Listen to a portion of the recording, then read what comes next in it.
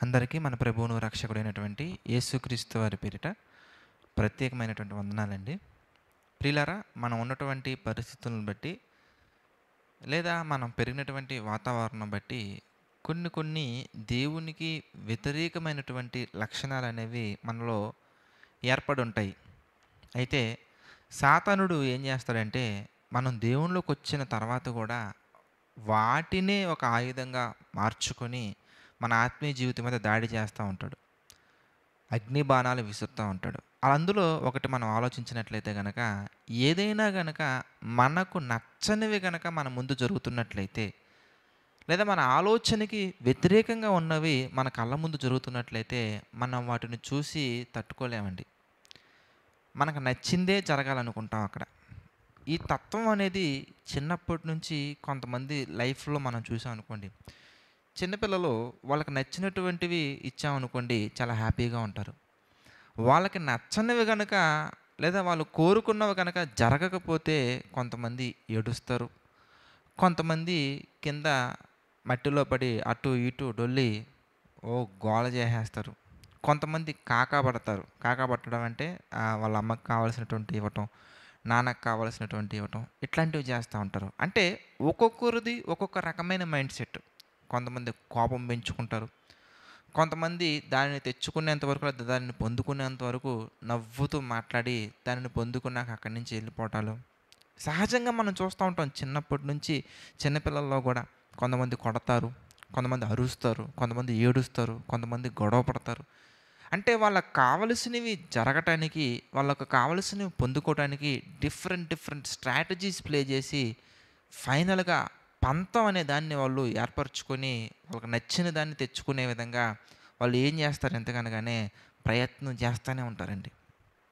అయితే అది పెద్దయ్యే కొద్దీ లేదా పెద్దయిన తర్వాత కొంచెం యవ్వనంలో ఉన్నప్పుడు ఆ తత్వం మనలో వచ్చినా కూడా అది ఎంత ప్రమాదకరంగా మారిపోతుందంటే, ఎన్నో శత్రుత్వాలు, ఎన్నో పగలు, ఎన్నో రకాల అపవాది సంబంధమైన ఆలోచనలు మన మనసులో పడతా ఉంటాయండి.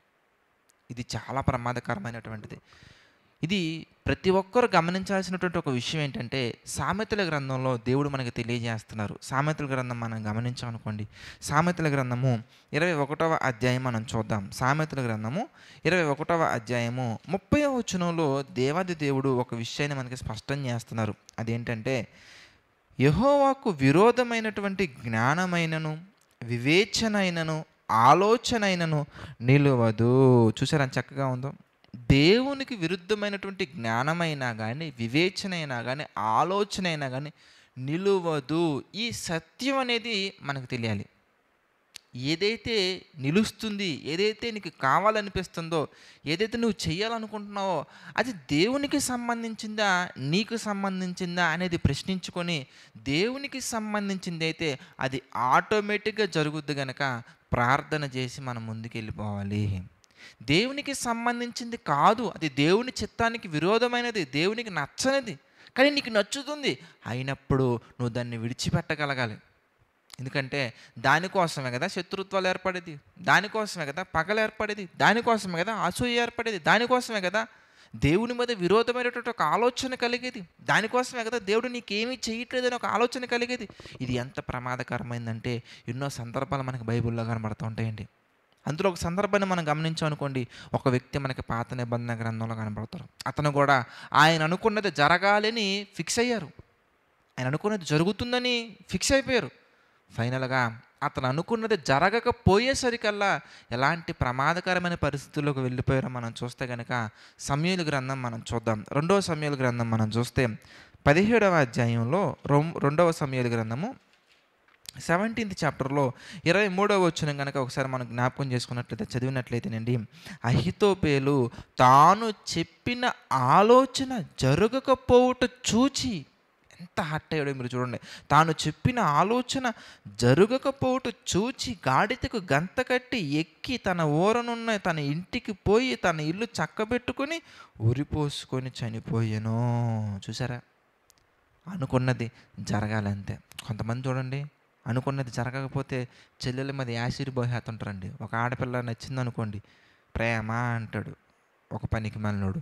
వాడు అనుకుని జరగలేదు. వెంటనే వాడన్నా కోసేసుకుంటాడు, ఏదైనా తీసుకొని చాకుతోటి అలా కోసుకుంటాడు, గొంతు కోసుకుంటాడు, లేదంటే బిల్డింగ్ ఎక్కుతాడు, బెదిరిస్తాడు, లేదా ఆ పాపనైనా ఎదురు చేసేస్తాడు, ఆ చెల్లెమ్మనైనా ఎత్తి చేసేస్తాడు.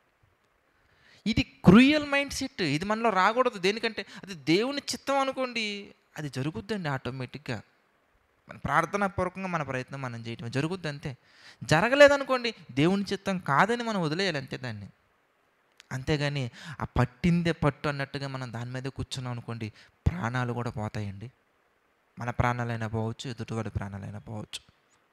మనశ్శాంతి ఉండదండి. ఫస్ట్ ప్రశాంతంగా ఉండలేమండి మనం. దేవుని యొక్క వాక్యం మనకి చక్కగా సెలవిస్తున్నటువంటి విషయం ఏంటంటే, దేవునికి విరోధమైనటువంటి ఆలోచనైన, జ్ఞానమైన, వివేచన నిలవదండి, నిలవదంతే. మీకు విషయం చెప్పమంటారా? అందుకే బైబిల్లో ఒక మాట మనకు కనబడుతుందండి. ఏంటో తెలుసా? ఆయన సెలవు లేక భోజనం చేసి సంతోషించుంటే ఎవరికి సాధ్యం చెప్పండి? మనం భోజనం చేసి ఆనందించాలన్న అది ఆయన కృప మన పట్ల ఉండాలండి. ఆయన ఆలోచన మన పట్ల ఉండాలండి. ఆయనకు విరుద్ధంగా మనం వెళ్ళామంటే ఎన్నో ప్రమాదాలండి. ఆఖరికి మనల్ని మనం చంపుకునే స్థితిలో కూడా వెళ్తాం. కనుక మరొక మాట మనం చూద్దాం. సామెతల గ్రంథంలోనే అదే అధ్యాయం మనం చూద్దాం. సామెతల గ్రంథము 21వ అధ్యాయంలో 31వ వచనం కూడా మనం చూద్దాం. సామెతల గ్రంథము 21వ అధ్యాయంలో 31వ వచనం కూడా మనం ఈ సందర్భంలో ఒకసారి చూస్తే, సామెతలు 21:31 మనం చూస్తే, యుద్ధ దినమునకు గుర్రములను ఆయత్తపరచుట కద్దు, కానీ రక్షణ మాత్రం యెహోవా అధీనము. మన దగ్గర గుర్రాలు ఉన్నంత మాత్రాన, సైన్యాలు ఉన్నంత మాత్రాన, బంధువులు ఉన్నంత మాత్రాన, బలగం ఉన్నంత మాత్రాన మనం ఆ రోజు ప్రశాంతంగా చక్కగా నిద్రపోయి మరుసటి దినాన మనం కళ్ళు తెరవాలంటే, మనం నిద్రించినటువంటి పడక మరణ పడక కాకుండా ఉండాలంటే అది దేవుని అధీనంలో ఉందండి. మన చుట్టూ ఉన్నటువంటి సెక్యూరిటీ కాదు, సీసీ కెమెరాలు అసలే కాదు, ఏది కాదండి.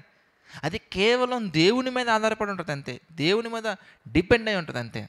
కనుక మనం అనుకున్నవి జరగాలన్న ఆలోచన నుంచి మనం బయటకు వచ్చి, అది దేవుని చిత్తమైనదా కాదా, దేవుని చిత్తం అనేది అయితే జరుగుద్ది, దేవుని చిత్తం అనేది కాకపోతే అది జరగదు. జరిగిన దానివల్ల ప్రయోజనం ఏముండదు, దానివల్ల మనకి నష్టాలు ఉంటాయి తప్ప, దానివల్ల మన మనసు గాయపడుతుంది తప్ప, మన కుటుంబాలు దెబ్బతింటాయి తప్ప ఏ ఉపయోగం ఉండదు. కనుక దేవుని చిత్తమైనటువంటివే జరగాలని మనస్ఫూర్తిగా కోరుకుందాం, ప్రార్థన చేసుకుందాం. దయచేసి ప్రతి ఒక్కరు తలలో వంచి ప్రార్థనలో ఏకీభవించండి. ప్రార్థన. ప్రేమగల తండ్రి, దయగల దేవ, పరిశుద్ధుడే, మహోన్నతుడ తండ్రి, అనేకమైన విషయాలను ధ్యానించడానికి మీరు మాకు సహాయం చేశారు. అందును బట్టి మీకే మహిమ, ఘనత, ప్రభావాలు చెల్లించుకున్నాం తండ్రి. ఈ డివోషన్స్ ద్వారా మా అందరి హృదయాల తండ్రి ఎన్నో మంచి విషయాలు తండ్రి మాకు నేర్పిస్తూ, మమ్మల్ని తండ్రి బలపరుస్తూ మీ చిత్త ప్రకారంగా ముందుకు తీసుకువెళ్తున్నందుకు కృతజ్ఞతాస్తుతులు చెల్లించుకున్నాం తండ్రి. మీ ఆలోచన చొప్పున నడిపించండి, మీ కృప చొప్పున బలపరచండి తండ్రి. ఈ డివోషన్స్ని తండ్రి అనేక మందికి షేర్ చేస్తున్నటువంటి బిడ్డలందరినీ కూడా తండ్రి మీ చిత్త ప్రకారంగా జ్ఞాపకం చేసుకోండి. మీ యొక్క ఆలోచన చొప్పున నడిపించండి, మీ ప్రేమలో తండ్రి బలపరచండి తండ్రి.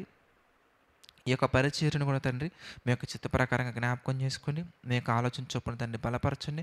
మీ నామ మహిమార్థమే తండ్రి అందరం కూడా ప్రభా దినదినమ వృద్ధులతో ముందుకు సాగే ధన్యతను తండ్రి మా అందరికి అనుగ్రహించండి. దేవా, సమస్త మహిమ, ఘనత, ప్రభావాలు తండ్రి మీకే చెల్లించుకుంటూ ప్రతి ఒక్కటి తండ్రి మీ చిత్త ప్రకారంగా జరిగించమని నడిపించమని వేడుకుంటూ మా ప్రభువును రక్షకుడైనటువంటి యేసుక్రీస్తు వారి పేరిట ఈ ప్రార్థనను అడిగి వేడుకొనిచున్నాము తండ్రి.